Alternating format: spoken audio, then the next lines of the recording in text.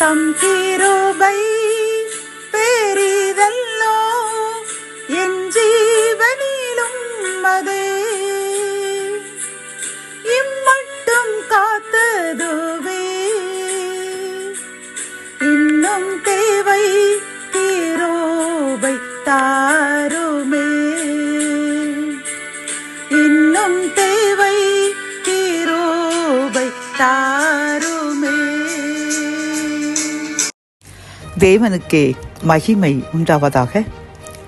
செனகலின் கர்த்தர் ஊழியத்தின் மூலம் 17/8/2026 இன்று நாம் அறியவிருக்கும் கிருபையின் வார்த்தைகள் லேவியராகமம் 26ஆம் அதிகாரம் 12ஆம் வசனம். நான் உங்கள் நடுவிலே உலாவி உங்கள் தேவனாயிருப்பேன், நீங்கள் என் ஜனமாய் இருப்பீர்கள். கத்தோலிக்க வேதாகமம் இவ்வாறு கூறுகின்றது, உங்கள் நடுவே நான் உலாவுவேன், நானே உங்கள் கடவுள், நீங்கள் என் மக்கள் என்கின்றது.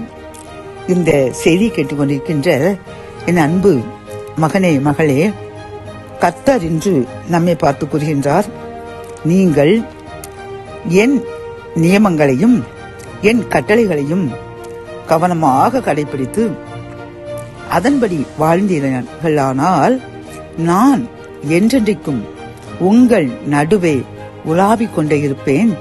என் தூதர்கள் எப்பொழுதும் உங்களை சுத்தி உங்களை அரணாக பாதுகாத்துக் கொண்டே இருப்பார்கள். நான் எப்பொழுதும் உங்கள் தேவனாயிருப்பேன்.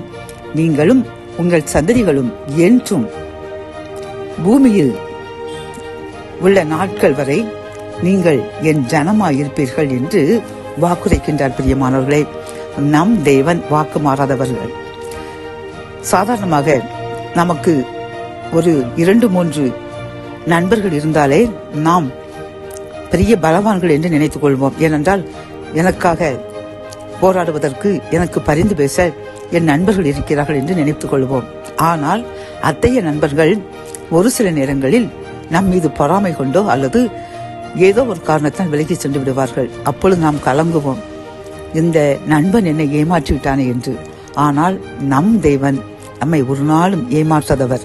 அவர் எப்பொழுதும் நம் நடுவில் காணப்பட்டார் என்றால், அண்ட சராசங்களை படைத்த நம் தேவன் நம் நடுவில், நம் வீட்டில், நம் வேலை பார்க்கும் ஸ்தலத்தில், நாம் போகும் போதும் வரும்போதும் அனைத்து இடங்களிலும் எப்பொழுதும் நம்முடனே இருந்தார் என்றால், அவருடைய தூதரை அனுப்பி நம்மை எப்பொழுதும் பாதுகாத்து கொண்டார் என்றால், நாம் எதற்கும் கவலைப்பட வேண்டிய அவசியமே இல்லை. பிரியமானவர்களே, அப்படித்தானே?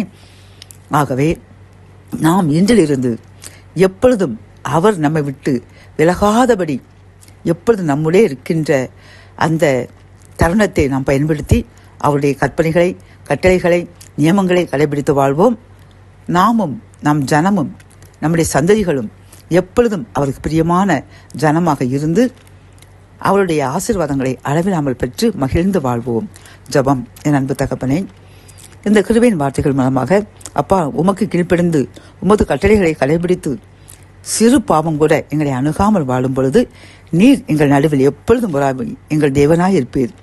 நாங்கள் எப்பொழுதும் உம் ஜனமாய் இருப்போம் என்று கூறின கிருபையின் வார்த்தைக்காக நன்றியப்பா. இந்த செய்தி கேட்டுக்கொண்டிருக்கிற நாங்கள் என்னிலிருந்து உமக்கு பிரியமற்ற காரியங்கள் நாங்கள் நினைவில் கூட செய்யாமல் வாழ வேண்டும் என்று தீர்மானித்திருக்கின்றோம். அதன்படி வாழ கிருபை தாங்க. எப்பொழுதும் உங்கள் ஜனமாக எங்களையும் எங்கள் சந்ததியையும் ஏற்றுக்கொண்டு எங்கள் நடுவே உலாவி எங்கள் தேவனாக இருங்க. மீட்பர் இயேசுவின் முன் ஜெபம் கேளும் நல்ல தகப்பனே. ஆமென்.